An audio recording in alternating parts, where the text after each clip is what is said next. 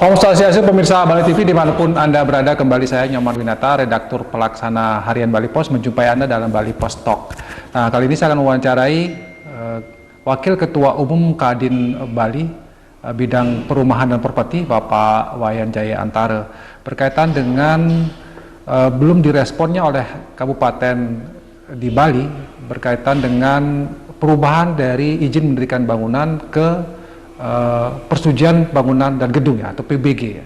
Nah, ini yang jadi persoalan sehingga ini menyebabkan banyak sekali katakanlah pengembang-pengembang yang kemudian stagnan, tidak bisa melakukan bisnisnya karena kelambatan dari respon. Nah, seperti apa sebenarnya kejadiannya, seperti apa sebenarnya masalahnya, kita akan mewawancarai Pak Wayan Jayantara. Kita sapa dulu Pak Wayan sebagai narasumber. Om Swastiastu Pak Wayan. Om Swastiastu. Silakan. Rahajeng niki. Salam sehat niki sareng semeton keramo Bali sinamian. Mogi-mogi sehat walafiat selalu dalam kondisi masih pandemi ya? Masih pandemi niki. Dan mengenai perubahan dari IMB ke PBG ini sebenarnya seperti apa? Begini, regulasi yang terjadi ini adalah dengan adanya Undang-Undang Cipta Kerja yang sudah disahkan, itu terjadi suatu perubahan-perubahan. Keluarlah yang namanya PP 16 tahun 2021 gitu. Dan dilanjutin dengan ada beberapa SE gitu kan. Nah, dalam hal ini perubahannya itu adalah mengenai dari IMB ke PBG, persetujuan bangunan dan gedung ya. Nah, disinilah kami dari Kadin gitu ya, dari Kadin khususnya saya ini sebagai wakil ketua umum membidangi perumahan dan properti, di sini melihat para pengembang ya, para pengembang ngalamin suatu stuck yang mana kurang adanya satu respon yang cepat dari Pemkap itu sendiri, gitu. Nah, sedangkan di sini kita bicara Pemkot, itu untuk Pemkot Kodia dan Badung, itu sudah melaksanakan hal tersebut, gitu loh. Artinya Denpasar dan Badung sudah? Sudah, gitu loh. Nah, kenapa daerah lain itu belum melaksanakan hal tersebut? Nah, itu yang pertama. Yang kedua, sosialisasi mengenai PBG ini, IMB ke PBG ini adalah tahun 2020, Agustus tahun 2020, dan harus diberlakukan itu adalah 2 Agustus tahun 2021. Oh, sudah lewat Pak ya? Nah, ini sekarang sudah mendekati di Desember, sampai saat ini pun kami kemarin coba sounding ke Kabupaten Tabanan, beliau mengatakan bahwa SK Bupatinya itu belum turun. Sebabnya, alasannya adalah anggaran belum ada. Ini suatu yang lucu gitu loh. Kenapa ini? Karena kalau kita melihat kondisi sekarang ini, apalagi ada pandemi, kondisi properti yang lagi berat, ya seharusnya kan ini diberikan satu kecepatan lah, kan begitu Pak ya? Itu yang pertama Pak.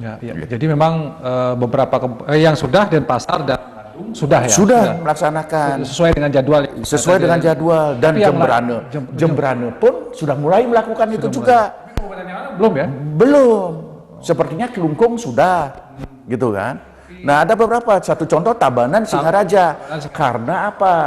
Singaraja dan Tabanan itu adalah tempat properti yang terbanyak.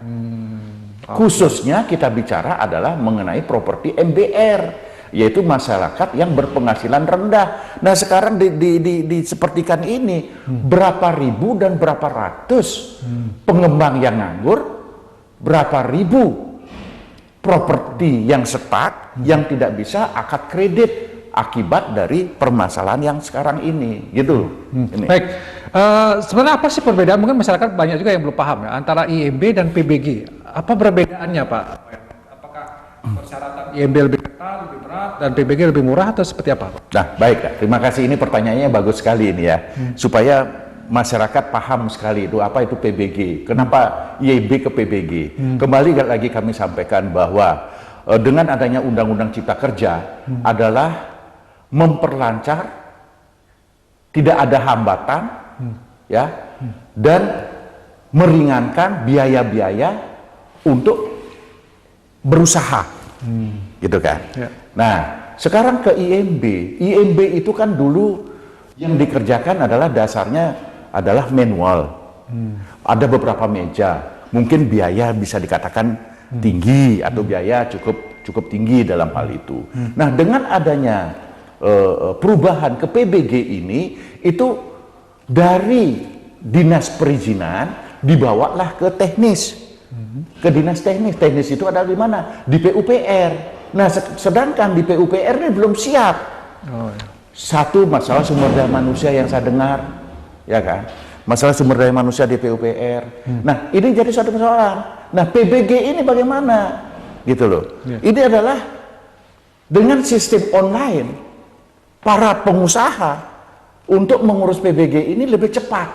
Yang penting, persyaratan itu sudah lengkap.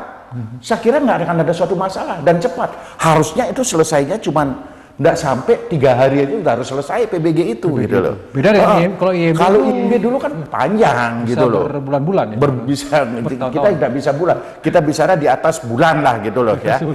Biar kami nggak salah dalam hal ini gitu loh Pak. Gitu Ya. loh. Tapi kalau dengan PBG bisa dalam hitungan hari sudah bisa selesai gitu. Harus selesai. Harus selesai. Yang penting lengkap. Lengkap. Satu, mengenai ITR-nya. ITR-nya itu adalah dia tidak hijau, dia adalah perumahan. Satu, perumahan. Kedua, sesuai dengan aturan-aturan yang ada, ya toh. Apa saja itu ada. Nah, kalau itu sudah lengkap, tinggal kita klik, ada online-nya, ada webnya, ada sistemnya, itu masuk semua di sana, masuk kan udah selesai, gitu. Ya. Tadi saya tertarik dengan Tabanan dan Singaraja yang belum ya. Padahal di sana katakanlah pengembang, kemudian pengembang yang banyak di sana. Banyak di sana, permintaan rumah juga masih banyak ya. Banyak.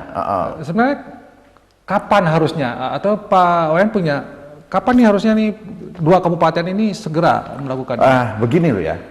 Kami kemarin sudah coba sounding ya ke Kabupaten Tabanan. Kami ketemu dengan Kabid PUPR, kami ketemu dengan bidang perizinan di dinas perizinan gitu ya. Dan kami jujur aja kami mengatakan gitu ya, kami tidak puas mendapatkan jawaban-jawaban dari tersebut. Apa jawabannya kami nggak mau sebutkan lah dalam hal ini gitu kan ya. Kami harapkan, kami tidak menekan, tapi kami berharap ini kepada Pemkab setempat, segeralah berikan satu keputusan, berikan satu kepastian bahwa ini adalah kepastian orang berusaha. Jangan sampai ini sudah kolaps semua, khususnya di bidang properti. Oke. Ya mungkin juga perlu diberikan pemahaman kepada masyarakat.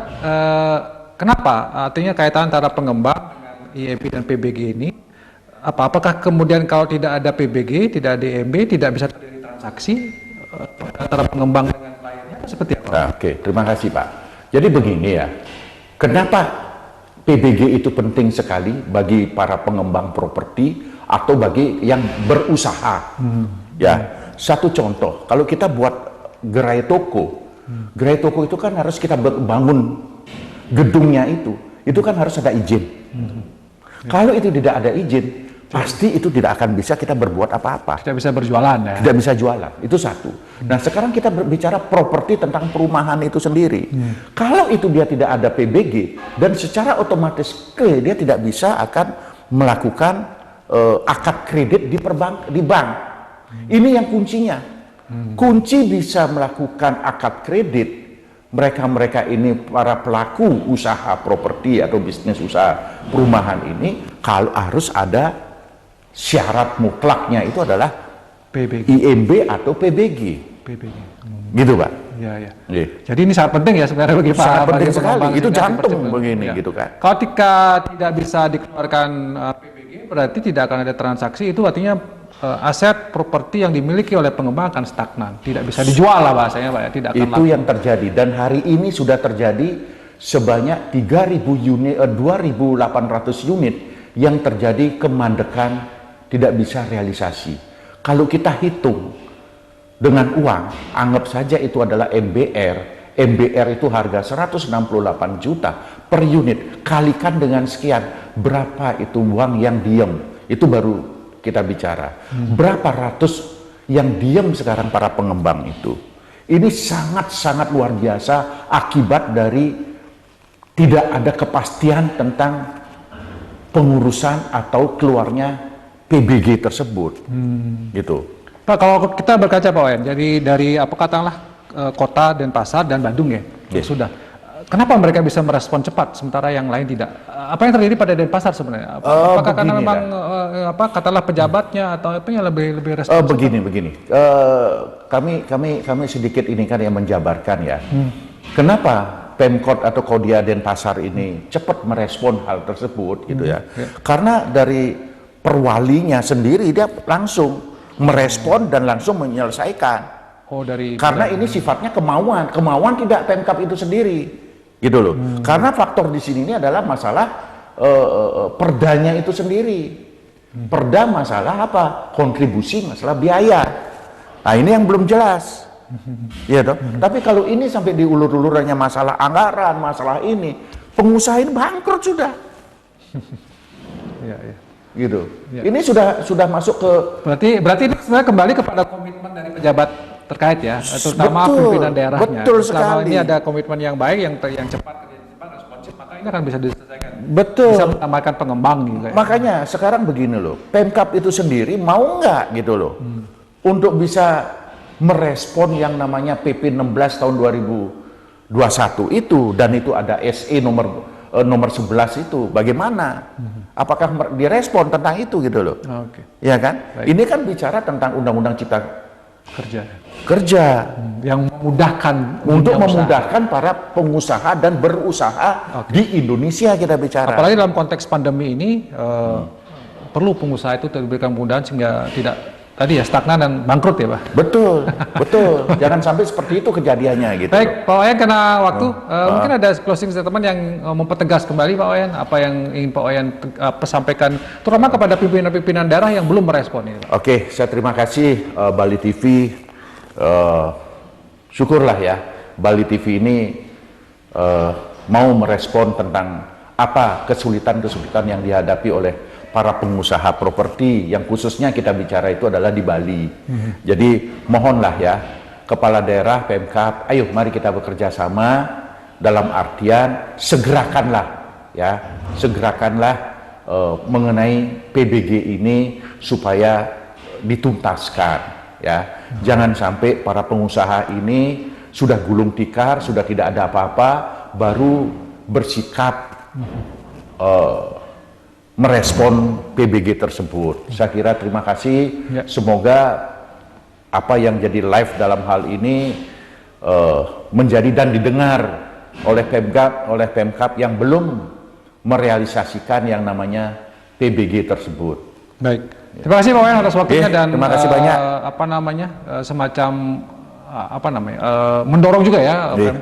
Kita juga memahami kondisi dari para pengembang di masa pandemi COVID ini yang sudah teruyung-uyung, sudah bahkan hampir ambruk ya Pak ya. Betul. Sehingga dengan perubahan IMB dan PBG yang dipercepat ini kira-kira akan bisa membantu lah pengusaha. Mudah-mudahan ini didengar oleh pimpinan daerah masing-masing sehingga kita atau para pengembang itu bisa lebih cepat pulihnya di tengah pandemi. Demikian Bali Post Talk kali ini, saya ucapkan terima kasih atas perhatiannya. Saya tutup dengan Pramono Santi. Om Santi Santi Santi. Om terima kasih, sampai jumpa. Astri.